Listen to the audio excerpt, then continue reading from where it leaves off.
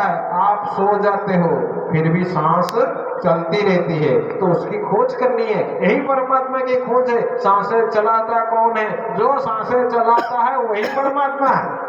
जो आंख कान नाक को चलाता है वही परमात्मा है। उसी की ही खोज करनी है। हम सांसों के आधार पर जी करके संसार में सुख ढूंढते हैं। अरे भाई, सांस चलाने वाला अगर बंद कर दे तो संसार की सुख लगेगा?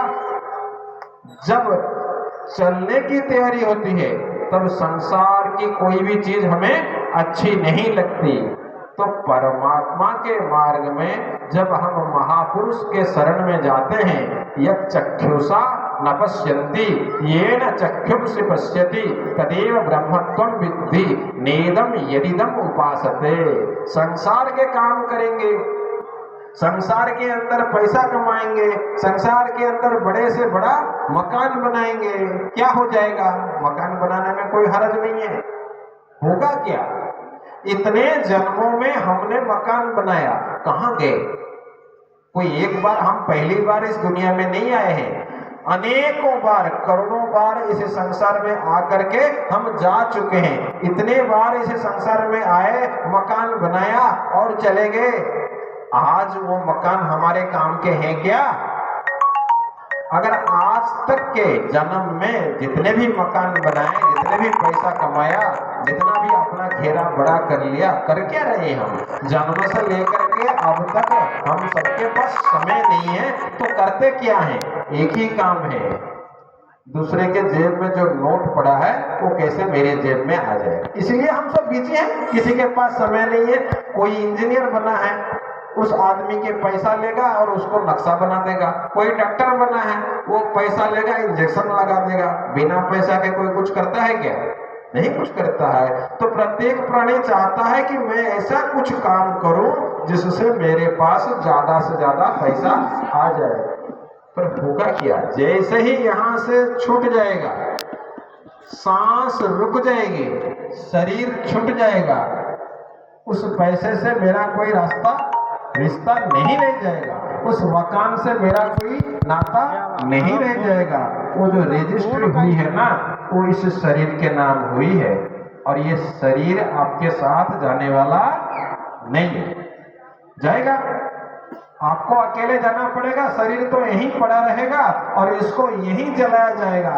धार्मिक धर्म किसको करना है? इस शरीर को धर्म की आवश्यकता नहीं है। इसको धर्म की आवश्यकता नहीं है। जो मैं इस शरीर को छोड़ करके दूसरे शरीर में जाऊंगा, उसको धर्म की आवश्यकता है। ये शरीर क्या पहनता है, नहीं पहनता है, उससे धर्म का तालमेल नहीं है। मैं अपने मन से क्या चिंतन करता हूं, उससे धर्म का तालमेल है। क्योंकि जब ये शरीर छोड़ के चला जाऊंगा, शरीर यहीं रह जाएगा। मैं ना पुरुष हूं, ना मैं नारी हूं। जाने वाला पुरुष नहीं होता है, जाने वाला नारी नहीं होता है, जाने वाले का कोई नाम नहीं होता है। जब भी इस संसार में आता हूं, हर जन्म में मेरे को नया शरीर मिलता है, हर जन्म में मेरे को नया नाम मिलता है, हर जन्म में मेरे को नया रूप मिलता है, हर जन्म में नया गांव में आता हूँ, हर जन्म में मेरी जात अलग होती है, हर जन्म में मेरा बाप अलग, माँ अलग, बच्चे अलग, रिश्तेदार अलग, भाषा अलग, सब कुछ अलग अलग है। तो मेरा कौन सा है? मेरा नाम कौन सा है? जब भी संसार में आया, नया नाम मिला, नया शरीर मिला, नए रिश्तेदार मिले, तो मेरा रिश्तेदार कौन है? मेरा सच्चा अपना कौन है? मेरा अपना केवल परमात्मा है। मेरे को अपने परमात्मा तक पहुंचना है। गंगा चलती है गंगोत्री से और वहां पर गंगा सागर में आके सागर में मिल जाती है। देखिए, रास्ते में गंगा कहीं नहीं रुकती। अगर रास्ते में कहीं रुक जाती तो गंगा सागर में वो मिल नहीं पाती। हम संसार में थोड़ा सा कहीं सुख देखते हैं तो अपना परमात्मा का मार्ग, गुरु का बताया हुआ मार्ग छोड़ करके उस सुख के पीछे भागने लगते हैं। जब भी मौका मिले फिर गुरु जी बुलाते हैं, आ जाओ, कहाँ गए, इतने दिन हो गए, कहाँ गए? मैं थोड़ा संसार में फंस गया था काम काज में। तो परमात्मा के मार्ग में, गुरु के बताए हुए मार्ग पर चलते हुए अपना आत्म कल्याण जब तक नहीं हो जाता, तब तक हमको अपना रास्ता छोड़ना नहीं है। गुरु के बताए हुए मार्ग पर चलकर अपना आत्म कल्याण करना है। शादी बाद में हो जाएगी, मकान बाद में बन जाएगा, दुकान बाद में बन जाएगी। सबसे पहले जिसके लिए मुझे यह शरीर मिला है वो काम मैं कर लूं, बाकी काम बाद में।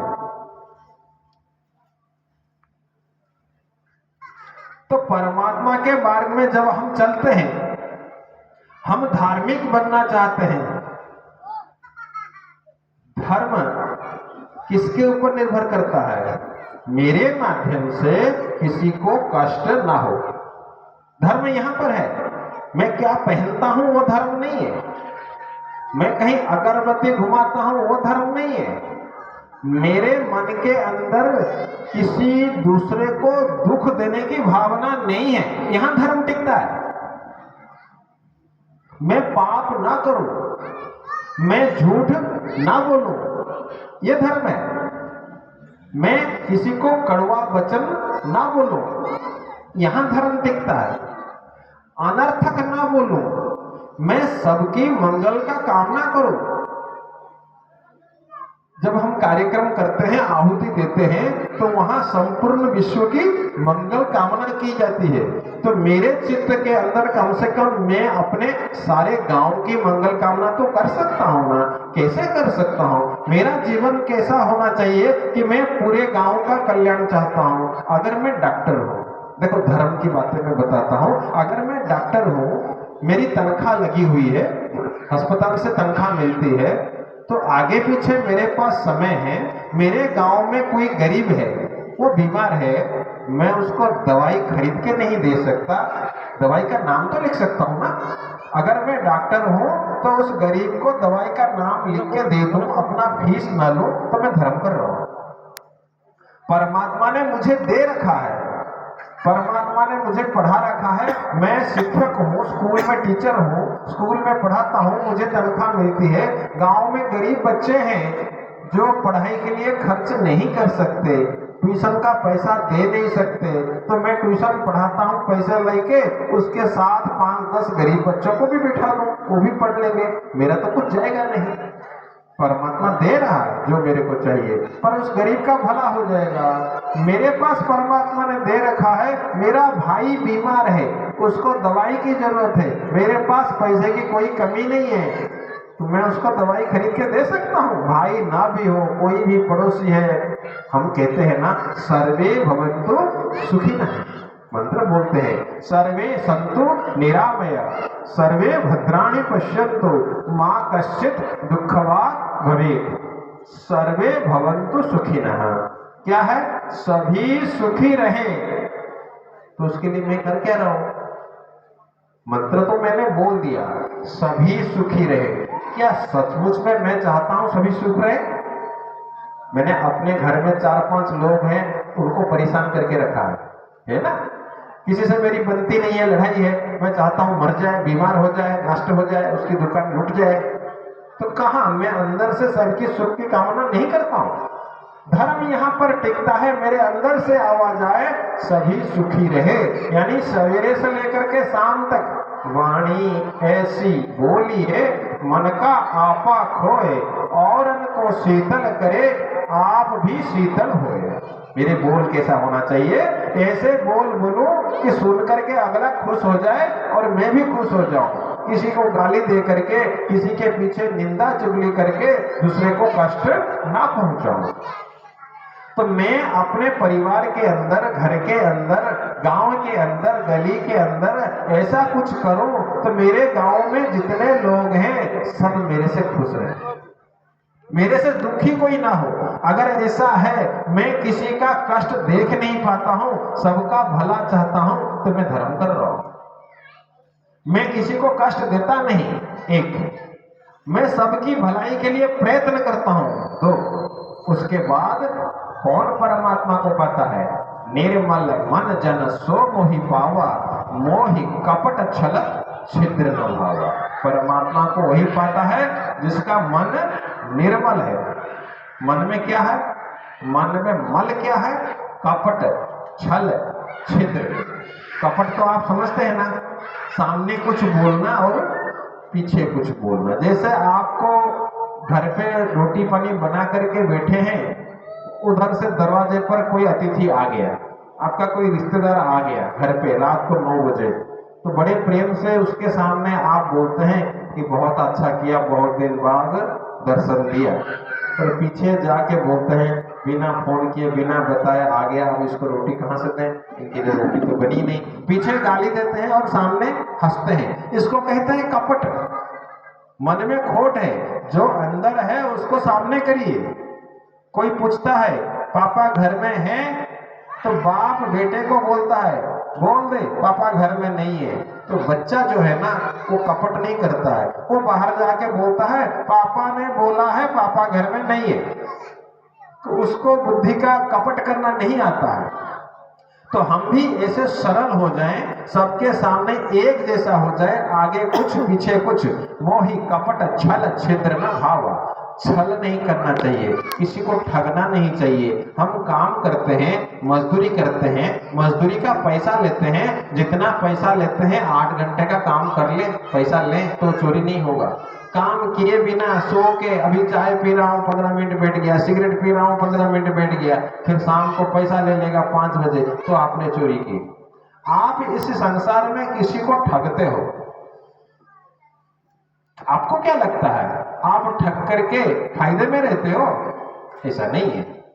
इस संसार में सुखस्य दुखस्य न कोपि दाता परो ददातीति कुबुद्धि रेशम। संसार में हमें कोई सुख या दुख नहीं देता है, मेरे कर्म का फल मुझे भोगना पड़ता है। को न काहू सुख दुख कर दाता, निज कृत कर्म भोग सब भ्राता। इस जन्म में अगर मैंने किसी को ठग करके पैसा ले लिया, अगले जन्म में कुत्ता गधा बन करके आप उसके घर में भू भू करोगे, 10 साल 15 साल गधा बन के उसके ईंट ढोगे, काम करोगे, बैल बन करके उसके खेती में खेती करोगे, करना पड़ेगा। अगर आपने इस जन्म में लूट लिया है तो आपको अगले जन्म में उसका बदला चुकाना पड़ता है। कोई भी इस संसार में कर्म का नाश नहीं होता है। अच्छा और बुरा कोई भी कर्म आप करते हैं उसका फल आपको भोगना पड़ता है। इसलिए हमारे कर्म ऐसा हो जैसे संसार का प्रत्येक प्राणी सुखी रहे। परमपिता परमात्मा के संतान संसार के सभी प्राणी हैं। मैं परमात्मा को खुश करना चाहता हूँ। छोटा सा उदाहरण देके अपनी बात खत्म करूंगा। संसार के जितने भी प्राणी हैं सब उस परमपिता के संतान हैं।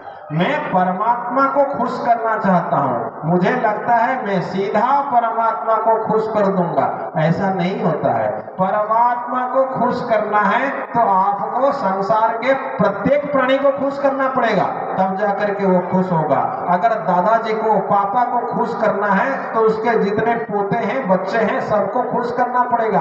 आपके पोते को मैं थप्पड़ लगाऊं और आपकी आरती करूं, आप खुश हो जाओगे? पोते को थप्पड़ लगा लो और आपकी आरती करो, बेटे को थप्पड़ लगा दो, आपकी आरती करो, आप खुश हो जाओगे? नहीं। अगर मेरे बच्चे को तुमने कष्ट दिया तो मैं तेरे से खुश नहीं हो सकता। ऐसा ही इतनी सी बात समझना, किस रूप में परमात्मा है। सब देश में है तो यहाँ पर भी है, सब रूप में है तो संसार के जितने भी रूप हैं सब परमात्मा का है, उसी के संतान है। तो परमात्मा अपने संतानों की खुशी से खुश होता है। अगर इस संसार में बनाए हुए परमात्मा के संतान में से आप किसी को कष्ट देते हो तो परमात्मा आपसे प्रसन्न कभी भी नहीं हो सकता। संसार में मेरे माध्यम से किसी भी प्राणी को कष्ट ना पहुंचे। प्राणी का आरत दुख अप्रमित, देखो देखो केवा सहे मो जीवन पछे नरके पड़िथाऊ जगत उद्धार। आज सर्वे भवन्तु सुखिनः, सर्वे सन्तु निरामया, सर्वे भद्राणि पश्यन्तु मा कश्चित् दुःखभाग् भवेत्। ओम पूर्णमदः पूर्णमिदं पूर्णात् पूर्णमुदच्यते पूर्णस्य पूर्णमादाय पूर्णमेवावशिष्यते। ओम शांति शांति शांति।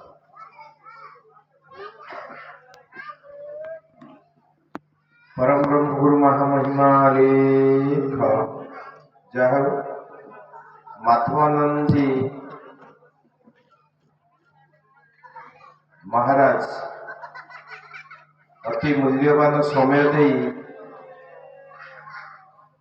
मंचासीन मंच को शोभावर्धन कर मुखरू अति सरल सुंदर बोधगम्य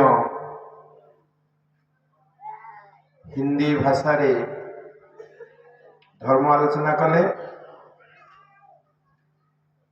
शांति लगिला।